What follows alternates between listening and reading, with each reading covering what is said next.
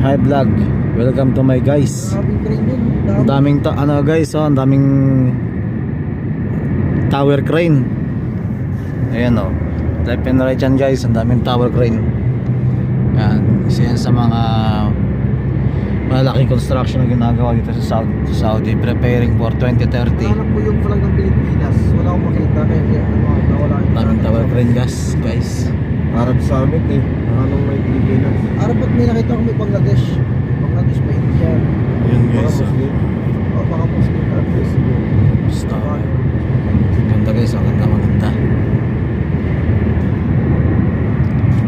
Advice ko sa inyo guys, pupunta kayo sa Saudi Arabia, dapat dito kayo masign sa Riyadh dahil maganda dito sa Riyadh. Parang LG lang yan life is good in Riyadh.